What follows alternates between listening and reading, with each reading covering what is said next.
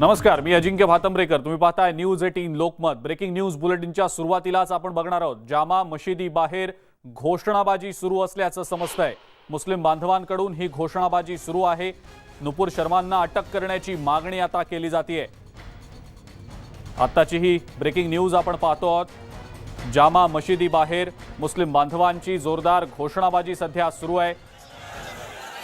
भाजपच्या माजी प्रवक्त्या नुपूर शर्मा यांना अटक करण्याची मागणी सध्या केली जात असल्याचं दिसतंय. जोरदार निदर्शनं केली गेलेली आहेत. घोषणाबाजी सध्या केली जाते. आपण ही दृश्य पाहतो आहोत. नवी दिल्लीतल्या जामा मशिदी बाहेरची ही दृश्य आहेत. मुस्लिम बांधव जोरदार घोषणाबाजी करतायत, निदर्शनं केली जात आहेत. भाजपच्या माजी प्रवक्त्या नुपूर शर्मा यांना अटक करण्याची मागणी मुस्लिम बांधवांकडून सध्या केली जाते. अधिक माहिती या संदर्भातली आपण जाणून घेणार आहोत. प्रशांत लीला रामदास आपले प्रतिनिधी आपल्या सोबत आहेत सध्या. प्रशांत, काय सध्याची अपडेट? महत्वाचं म्हणजे दिल्लीतील जामा मस्जिदच्या बाहेर आज शुक्रवारच्या पवित्र नमाजानंतर आता निदर्शने सुरू झालेली आहे. महत्वाचं म्हणजे नुपूर शर्मा आणि नवीन जिंदल यांच्या अटकेची मागणी करण्यात येत आहे. आणि ज्या पद्धतीनं काल निदर्शनासाठी मागणी मागितली होती, परवानगी मागितली होती, पण त्यांना दिल्ली पोलिसांनी कुठलीही परवानगी दिली नाही. आणि परवानगीशिवाय आता त्यांनी जामा मस्जिदच्या बाहेर हे निदर्शने सुरू केले. कारण की ज्या पद्धतीनं नुपूर शर्मा यांनी वक्तव्य दिलं होतं आणि नवीन जिंदल यांनी त्याच वक्तव्याचा त्याला पाठिंबा देखील दिला होता. या दोन्ही मुद्द्यांवरती भारतीय जनता पक्षाच्या वतीनं करण्यात आलेली जी कारवाई आहे अतिशय तोकडी कारवाई आहे, अशा प्रकारचा आरोप या अल्पसंख्याक आणि मुस्लिम समाजाचा आहे. त्यांनी स्पष्ट केलं की त्यांनी ज्या दैवताला ते मानतात त्या दैवताचा अपमान करण्याचं काम नुपूर शर्मा आणि नवीन जिंदल यांनी केलेलं आहे. आणि त्याचमुळे त्याच्या विरोधामध्ये आम्ही निदर्शने करतोय आणि यांच्यावरती कठोर कारवाई करावी अशी त्यांची मागणी आहे. सोबतच या दोघांनाही तात्काळ अटक करावी अशीही या मुस्लिम समाजाच्या वतीने मागणी करण्यात येत आहे. आज दिल्लीमध्ये जामा मस्जिदच्या बाहेर पवित्र नमाज होती. साधारणतः नमाज आटोपल्यानंतर त्यांनी ही कारवाई आणि खास निदर्शन करायला सुरुवात केलेली आहे. आणि पोलीस या घटनास्थळी पोहोचलेले आहेत आणि त्यांनी आता या संदर्भात हे जे प्रदर्शन आहे थांबवण्याचा मागणी केलेली आहे. बिलकुल प्रशांत, धन्यवाद. सविस्तर माहिती आपण दिली त्याबद्दल. आणि आता यानंतर राज्यसभा निवडणुकीसंदर्भातल्या मतदानासंदर्भातल्या अपडेट्स आपण जाणून घेणार आहोत. भाजपकडून आतापर्यंत 3 मतांवर आक्षेप घेतला गेलेला आहे. हा आक्षेप स्थानिक अधिकाऱ्यांनी फेटाळून लावला आहे. मात्र आता भाजप केंद्रीय निवडणूक आयोगाकडे धाव घेण्याच्या तयारीत आहे. सुहास कांदे यांनी राष्ट्रवादी काँग्रेसच्या प्रतिनिधींना दिसेल अशी मतपत्रिका दाखवल्याचा आरोप करण्यात आलेला आहे. सोबतच जितेंद्र आव्हाड यांनी जयंत पाटील यांच्या हातात मतपत्रिका दिल्याचा दावा केला गेला आहे. तर यशोमती ठाकूर यांनी सुद्धा नाना पटोले यांच्या हातात मतपत्रिका दिल्याचा दावा करण्यात आला आहे.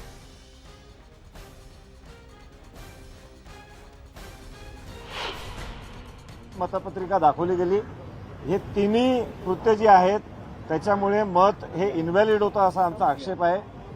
व्हिडिओ शूटिंग आतमध्ये झालेलं आहे आणि त्यामुळे मी 2 पत्र सुहास कांदे यांच्या संदर्भात आणि यशोमतीताई ठाकूर यांच्या संदर्भात दिलेली आहेत आणि अतुल सावे यांनी जितेंद्र आव्हाड यांच्या संदर्भात आक्षेप नोंदवलेला आहे. आमचं म्हणणं हेच आहे की व्हिडिओ शूटिंग झालेलं आहे. व्हिडिओ शूटिंग पाहिलं तर अतिशय स्पष्टपणे हा नियमाचा भंग झाला हे लक्षात येतं आणि त्यामुळे ह्या 3 मतांना बाद करण्यात यावं अशा पद्धतीची मागणी. ज्यांनी आक्षेप घेतलेला आहे, जे पोलिंग एजंट आहेत, ते स्वतः आमदार प्रसाद लाड आपल्या सोबत आहेत. काय नेमका त्यांचा आक्षेप आहे, काय नेमका प्रकार घडला, आपण त्यांच्याकडून जाणून घेऊया. सर, काय सांगाल तुम्ही? राज्यसभेच्या निवडणुकीच्या नियमाप्रमाणे आपलं मतदान केल्यानंतर त्या पक्षाच्या पोलिंग एजंटला, ऑब्झर्व्हरला ते मतपत्रिका एका विशिष्ट अंतरावरून दाखवायची असते आणि मग ती मतपेटीमध्ये टाकायची असते. पियुषजी गोयल यांचे पोलिंग एजंट परागजी अळवानी यांनी यशोमती ठाकूरनी मतदान केल्यानंतर ती मतपत्रिका नाना पटोलेंच्या हातात दिली, त्यांच्या ऑब्झर्व्हरच्या हातात दिली. त्यामुळे ते मत बाद होतं. तसाच दुसरा ऑब्जेक्शन पराग अळवानींनी घेतला, जो शिवसेनेचे आमदार सुहास कांदेंच्या बाबतीत आहे. त्यांनी मतपत्रिका बॉक्समध्ये जाऊन दाखवायच्या बदली बाहेरून दाखवल्यामुळे तिथे बसलेल्या सर्वच ऑब्झर्व्हरना ते मत कळलं. त्यामुळे ते मत बाद होतं. ते ऑब्जेक्शन घेतलं. दुसरे आमचे उमेदवार अनिल बोंडे यांचे पोलिंग एजंट अतुल सावेजी यांनी जितेंद्र आव्हाडांनी मतपत्रिका त्यांच्या ऑब्झर्व्हरच्या हातात दिली हे पाहिलं आणि ते मत देखील बाद झालं. त्याच्यामुळे तिन्ही मतं बाद झाल्याचं पत्र आरोला दिलं गेलेलं आहे आणि माझ्या माहितीप्रमाणे नियमानुसार तिन्ही मतं ही बाद होतात आणि आम्ही तशा प्रकारचा अर्ज केलेला आहे आणि निश्चितपणे तो अर्ज मान्य होईल. मान्य नाही झाला तर दिल्ली निवडणूक आयोगापर्यंत आम्ही हे प्रकरण घेऊन जाऊ. त्यांचा आरोप त्यांची उद्विग्नता हेच दाखवून देते. ज्या पद्धतीनं ते वक्तव्य करतायत या त्यांच्या देहबोलीतूनच त्यांचा पराभव त्या ठिकाणी दिसतोय आणि त्याच्यामुळे आम्ही जिंकणार आहोत. त्याच्यामुळे आम्ही कुठे उतावीळ नाही, आताताईपणा नाही, अत्यंत संयमाने त्या ठिकाणी निवडणूक आम्ही लढलोय. कारण आम्हाला माहीत आहे की निवडणुकीचा निकाल लागेपर्यंतच अशा प्रकारचे आरोप आणि अशा प्रकारचा थैथयाट करणार. ज्या क्षणी भारतीय जनता पार्टीचा तिसरा उमेदवार धनंजय महाडिक आमचे निवडून येतील त्यावेळेला यांची सगळी बोलती बंद होणार आहे. नाही, भारतीय जनता पक्षाने ज्या मतदानावर आक्षेप घेतला होता त्या आक्षेपाला रिटर्निंग ऑफिसरनी निवडणूक अधिकाऱ्यांनी फेटाळलेला आहे. त्यामुळं तो काही विषय या ठिकाणी येत नाही आणि महाविकास आघाडीचा यश यामध्ये पूर्णपणे प्राप्त होणार आहे आणि आमचे 4चे 4ही उमेदवार या ठिकाणी निवडून येतील. महाविकास आघाडीचे 4ही उमेदवार निवडून येत आहेत आणि भाजपचा उमेदवार पडतायत. हे ज्यावेळेला भाजपला लक्षात आलं त्यावेळेला तिथं कन्फ्युजन करण्याचं काम मोठ्या प्रमाणामध्ये जसं महाराष्ट्रामध्ये केलं तसं तिथं पोलिंगच्या तिथेही कन्फ्युजन करायचं काम त्या ठिकाणी केलं. आमचे 4ही उमेदवार निवडून येत आहेत एवढं मी ठामपणे अतिशय कॉन्फिडेंटली तुम्हाला सगळ्यांना सांगू शकते. आणि यानंतरची एक ब्रेकिंग न्यूज आता आपण बघणार आहोत. बहुजन विकास आघाडीची मतं नेमकी कुणाच्या बाजूने असतील याचीच उत्सुकता आहे. ही बहुजन विकास आघाडीची 3 मतं कुणाच्या पारड्यात जाणार याचीच उत्सुकता आता लागलेली आहे. हितेंद्र ठाकूर आणि इतर 2 आमदार महाविकास आघाडीच्या बाजूने मतदान करणार का भाजपच्या पारड्यात आपला मतांचा कौल टाकणार याचीच उत्सुकता आहे. आम्हाला कुणीही गृहीत धरू नये असं हितेंद्र ठाकूर यांनी आधीच स्पष्ट केलेलं होतं. त्यामुळं बहुजन विकास आघाडीची जी 3 मतं आहेत ती आपल्या बाजूने वळवण्यात महाविकास आघाडीला यश येतं का भाजप हितेंद्र ठाकूर यांच्या पक्षाची 3 मतं आपल्या बाजूने वळवण्यात यशस्वी ठरतं हे पाहणं महत्त्वाचं ठरणार आहे.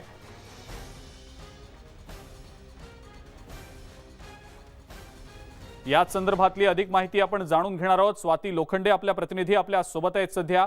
स्वाती, बवियाची 3 मतं कोणाच्या बाजूने जातील याचीच उत्सुकता आहे. बविया गेम चेंजर ठरण्याची शक्यता व्यक्त होतीये. स्वाती, काय सांगाल त्याबद्दल?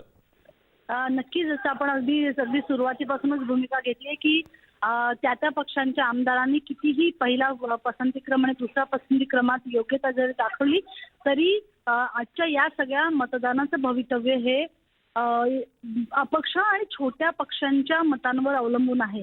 त्यामुळे बवियाच्या मतांसंदर्भात ही 3 मतं अत्यंत निर्णायक आहेत. आता काही वेळापूर्वी 2 ते 3 मिनिटांपूर्वी बवियाचे 3ही आमदार आतमध्ये गेलेले आपल्याला बघायला मिळाले आणि MIM पण मतदान केले, सपाने पण मतदान केलेलं आहे. जी मतं तटस्थ राहतील असं वाटलं होतं किंवा त्यांच्याकडनं सातत्यानं असं म्हटलं जात होतं, पण त्यांनी आज मतदान केलंय. त्यांना कुठे ना कुठेतरी महाविकास आघाडीकडून त्यांची मनधरणी करण्यात महाविकास आघाडी सफल झाली आणि त्याच्यानंतर हे मतदान झालेलं आहे. पण आता बवियाची ही जी 3 मतं ती अत्यंत निर्णायक ठरतील आणि जसं आता काही वेळापूर्वी जी बातमी आली त्याच्यानुसार असं कळतंय की शिवसेनेला जे अपक्ष म्हणून पाठिंबा देणारे जे लोक आहेत त्यांनी काय केलं तर जी अपक्षांची पहिल्या पसंतीची जी मतं आहेत ती जातील सुरुवात सगळ्यात मतं संजय पवारांना आणि मग दुसरा प्राधान्यक्रम हा संजय राऊतांना दिला जाणार आहे असं म्हटलं जात आहे. आणि यामुळे पहिला पसंतीक्रम राखण्याचा जो शिवसेना प्रयत्न करते तो कुठेतरी सफल करण्याचा प्रयत्नही केला जातो. त्यामुळे नेमकं आता या गणिताची जुळवाजुळव करत असताना पवियाची ही जी 3 मतं आहेत या नेमकी कुणाच्या पारड्यात पडतायत हे बघणं महत्वाचं ठरेल.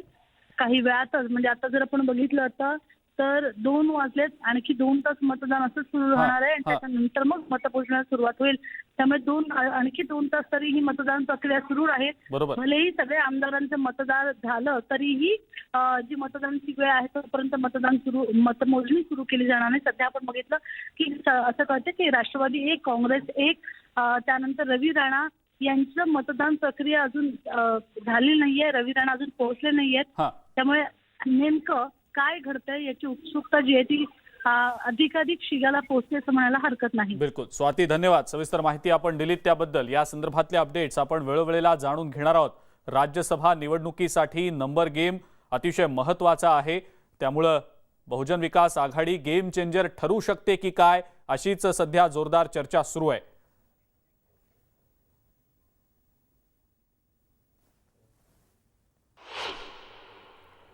महाविकास आघाडीला समर्थन देणाऱ्या अपक्ष आमदारांची पहिल्या पसंतीची मतं शिवसेनेच्या संजय पवार यांना दिली जात आहेत, तर दुसऱ्या पसंतीची मतं संजय राऊत यांना देण्याचं ठरलंय.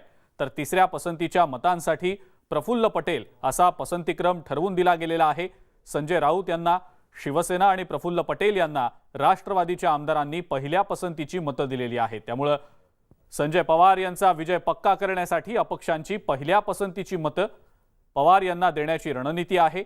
महाविकास आघाडीची ही रणनीती संजय पवार यांच्या विजयाची दावेदारी आणखी पक्की करणारी ठरेल असं महाविकास आघाडीच्या नेत्यांना सध्या वाटतंय.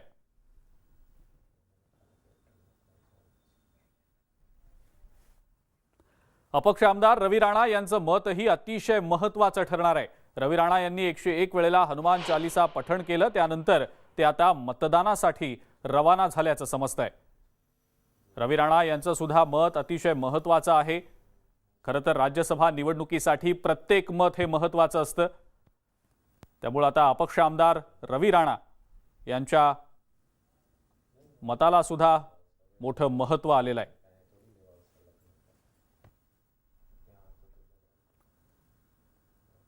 रवी राणा यांनी मतदानाच्या साठी निघण्यापूर्वी 101 वेळेला हनुमान चालीसा पठण सुद्धा केल्याचं आता दिसतंय.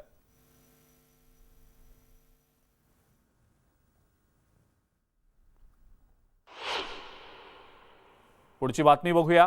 नवाब मलिक यांची मतदानाची आशा आता मावळलेली आहे. मतदान करण्याकरता परवानगी मिळावी याकरता कोणत्याच कोर्टात आता अर्ज करण्याची मुभा आता नवाब मलिक यांना नसणार आहे. नवाब मलिक यांच्या वकिलांनीच या संदर्भातली माहिती दिलेली आहे.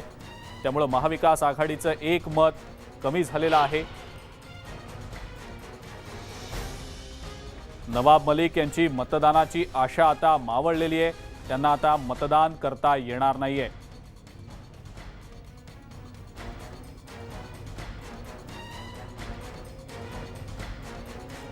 नवाब मलिक आणि महाविकास आघाडीला हा एक खूप मोठा धक्का आहे.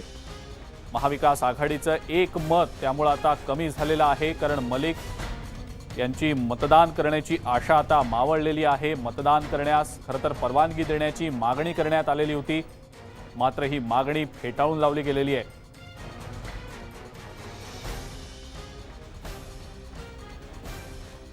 तर मेन्शन केलं तर काय होईल? हाँ सर, ऐकण्यास नकार दिला का? नहीं परमिशन नहीं दी है मॅडम. आता पुढे तुम्ही करणार आहे? आता काय डिसाईड करतात, काय करायचं तर. आता पुन्हा मतदानाकरता परवानगी मिळावी अशी आशा अजूनही कायम आहे? नाही, हे आता परवानगी मतदानाकरता परवानगी मिळावी अशी आशा पूर्णपणे संपली आहे? नाही, आता संपली आता. संपली. तर आपण नवाब मलिक यांच्या वकिलांची सुद्धा प्रतिक्रिया ऐकली. मतदान करण्याची परवानगी देण्याची मागणी त्यांनी केलेली होती, मात्र कोर्टानं मागणी ऐकण्यास नकार दिलेला आहे. त्यामुळे नवाब मलिक यांना मतदान करता येणार नाहीये. त्यांची मतदानाची आशा मावळलेली आहे. महाविकास आघाडीला नवाब मलिकांना हा एक मोठा धक्का आहे.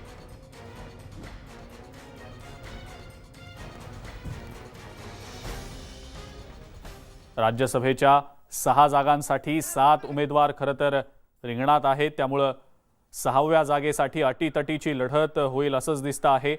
भाजपचे धनंजय महाडिक आणि महाविकास आघाडीतर्फे शिवसेनेचे उमेदवार संजय पवार या दोघांमध्ये अटीतटीची लढाई होतीये. इतर जे उमेदवार आहेत त्यांचा विजय जवळपास निश्चित मानला जातोय. मात्र चुरशीची लढत 6व्या जागेसाठी असल्याचं दिसतंय. शिवसेनेचे संजय पवार विरुद्ध भाजपचे धनंजय महाडिक यांच्यात अटीतटीची लढत होणार असल्याचं दिसतंय. राज्यसभा निवडणुकीसाठीच्या मतदानाची प्रक्रिया सुरू आहे आणि थोड्याच वेळात ही प्रक्रिया संपण्याची शक्यता आहे.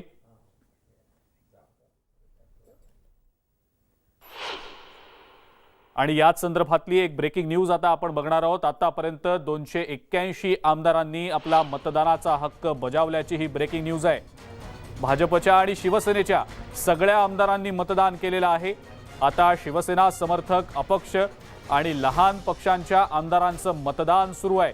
संध्याकाळी सगळं चित्र स्पष्ट होणार असून प्रत्येक पक्षानं आपलाच उमेदवार विजयी होणार असल्याचा विश्वास सुद्धा व्यक्त केला आहे. आतापर्यंत 281 आमदारांनी मतदान केलेलं आहे. भाजपच्या आणि शिवसेनेच्या सगळ्या आमदारांचं मतदान पूर्ण झालेलं आहे. आता शिवसेना समर्थक जे अपक्ष आहेत आणि लहान जे पक्ष आहेत या पक्षाच्या आमदारांचं मतदान सुरू असल्याचं समजतंय. राज्यसभा निवडणुकीची प्रत्येक अपडेट न्यूज 18 लोकमतवर आपण पाहतात. संध्याकाळी या मतदानानंतरचं सगळं चित्र स्पष्ट होणार आहे. प्रत्येक पक्षानं आपलाच उमेदवार विजयी होईल असा विश्वास देखील व्यक्त केलेला आहे.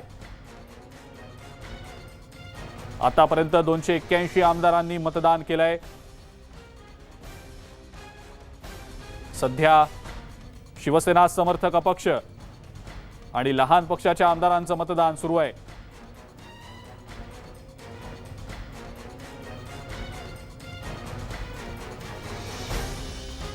अधिक माहिती या संदर्भातली आपण जाणून घेणार आहोत. स्वाती लोखंडे आपल्या प्रतिनिधी आपल्या सोबत आहेत सध्या. स्वाती, 281 आमदारांनी आपला मतदानाचा हक्क बजावलेला आहे.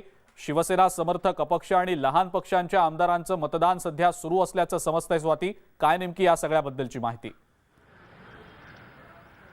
खरं तर आताची जी अपडेट आली त्याच्यानुसार आपण काही क्षणातच आपण आकडेवारी देऊ शकू की नेमकं कुणी कुणी मतदान केलेलं आहे. कारण आपल्याला माहिती आहे की आमदार रवी राणा, त्याचबरोबर काँग्रेसचे 1 मत आणि राष्ट्रवादीचे 1 मत हे राखून ठेवण्यात आलं होतं.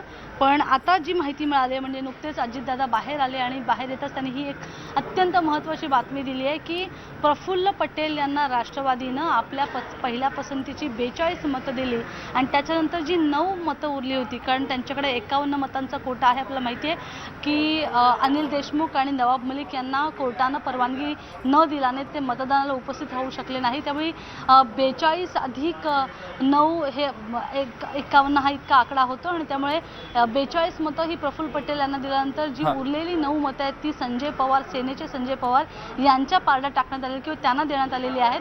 तर काँग्रेसनं आपली 42 मतं ही इम्रान प्रताप गडी यांना दिली आणि उरलेली जी 2 मतं होती त्यांचा पहिला प्राधान्यक्रम हा संजय पवार होते. त्यामुळे आत्ताची ही सगळ्यात महत्त्वाची गोष्ट की युतीनं आपला धर्म पाळला आणि 42 ही जी काही सुरुवातीला सूत्र ठरलं होतं की आधी 42 द्यायचं आणि त्याच्यानंतर दुपारनंतर जर काही अडचणी वाढल्या, एखाद दुसरं मत बाद ठरलं तर मात्र आपण आपल्या 42च्या व्यतिरिक्त अधिक मतदान करायचं असं राष्ट्रवादी काँग्रेस आणि काँग्रेसने ठरवलं होतं. पण सगळी मतं वैध ठरली. आतापर्यंतची आपण जी आकडेवारी आली त्याच्यानुसार सगळी मतं वैध ठरल्यानं 42चा कोटा हा पूर्ण करत उरलेली जी मतं आहेत ती मात्र संजय पवार यांच्या पारड्यात गेले. त्यामुळे महाविकास आघाडीचा जो उमेदवार आहे किंवा शिवसेनेचा जो दुसरा उमेदवार आहे तो निवडून येण्यातल्या ज्या अडचणी आहेत त्या दूर झाल्यात असं म्हणायला हरकत नाहीये. पण हा झाला युतीचा धर्म. पण त्याचबरोबर जर आपण बघितलं की महाविकास आघाडीनं जरी 42ची ही आकडेवारी पूर्ण केली असली तरी मात्र दुसरी महत्त्वाची गोष्ट आहे ती म्हणजे अपक्षांचं मतदान.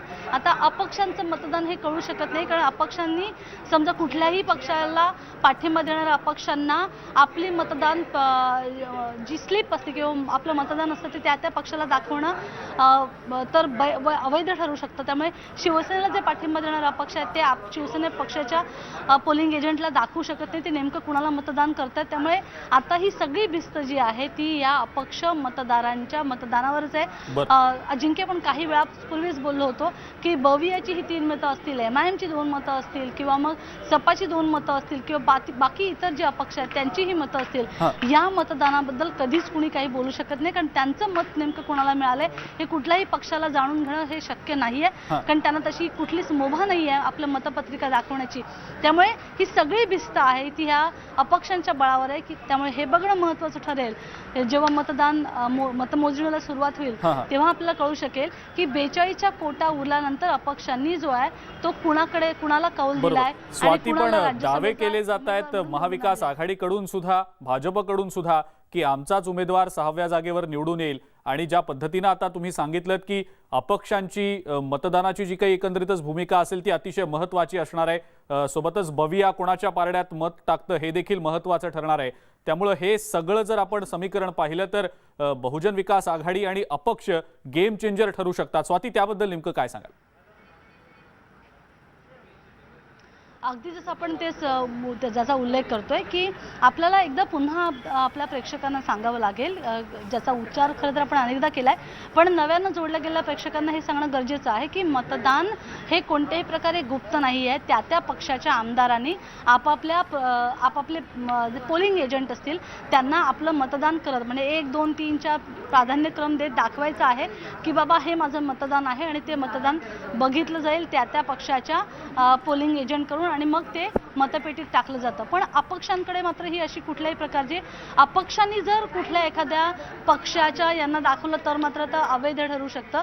आणि म्हणूनच अपक्षांचं मत हे अत्यंत गुप्त मत आहे असं म्हणायला हरकत नाही. कारण अपक्षांनी कितीही म्हटलं स्वतः बाहेर येऊन, पण नेमकं मतपेटीत ते काय टाकतात त्यावर हे डिपेंड असतं. आणि बरं, कुणी कुठलं मतदान टाकलं हे कळता येणार नाही. कारण जी मतदान असतं त्या मतदानावर कुठेही कुणाचं नाव किंवा उल्लेख किंवा तो कोणत्या पक्षाचा आहे किंवा अपक्ष आहे असं कुठलाही उल्लेख किंवा अगदी अंगठ्याचा ठसाही उमटला जाणार नाही याची काळजी या उमेदवारांना घ्यावी लागते.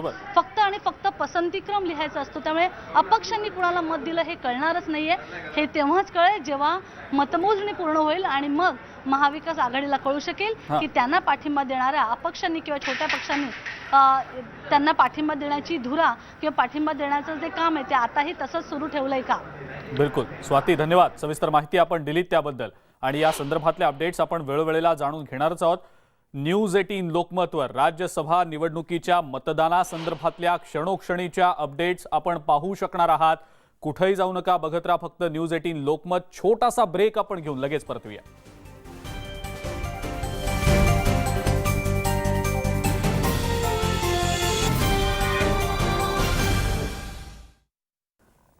ब्रेकनंतर आपल्या सगळ्यांचं पुन्हा एकदा स्वागत. अखेर महाराष्ट्रात मॉन्सून दाखल झाल्याची ही बातमी आहे. वेंगुर्ल्यात मॉन्सूनच्या सरी बरसलेल्या आहेत.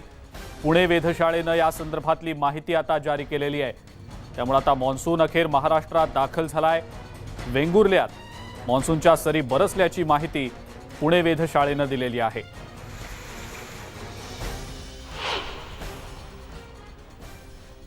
येत्या 48 तासात मॉन्सून महाराष्ट्रात दाखल होणार असल्याचा अंदाज हवामान विभागानं कालच वर्तवलेला होता.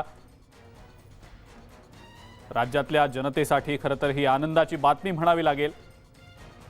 मॉन्सून महाराष्ट्रात दाखल झालेला आहे, राज्यात दाखल झालेला आहे. वेंगुर्ल्यात मॉन्सूनच्या सरी बरसल्या आहेत. पुणे वेधशाळेनं या संदर्भातली माहिती जारी केली आहे.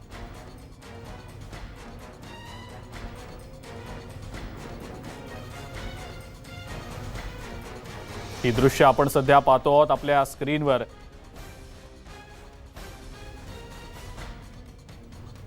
काहीसा दिलासा राज्यातल्या जनतेला आता येत्या काही दिवसांमध्ये मिळणार आहे. कारण मॉन्सून राज्यात दाखल झालाय. मॉन्सूनच्या सरी बरसल्या आहेत वेंगुर्ल्यामध्ये. अधिकृत माहिती या संदर्भातली पुणे वेधशाळेनं दिलेली आहे.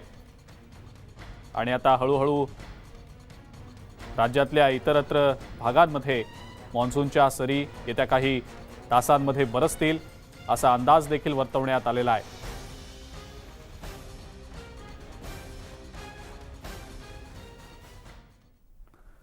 सांगलीच्या उपजिल्हाधिकारी हर्षलता गेडाम यांच्यावर चाकू हल्ला झाल्याची ही पुढची ब्रेकिंग न्यूज आहे।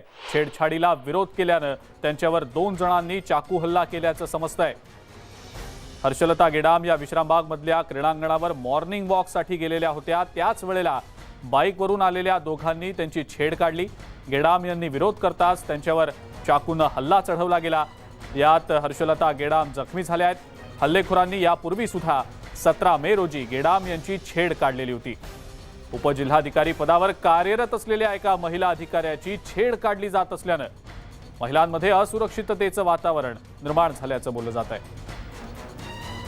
छेडछाडीला विरोध केल्यानं 2 व्यक्तींनी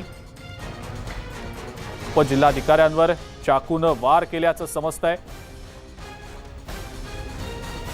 हर्षलता गेडाम यांच्यावर दोघांनी चाकू हल्ला केलेला आहे। छेडछाडीला विरोध केल्यानं हा चाकू हल्ला करण्यात आल्याचं समजतंय।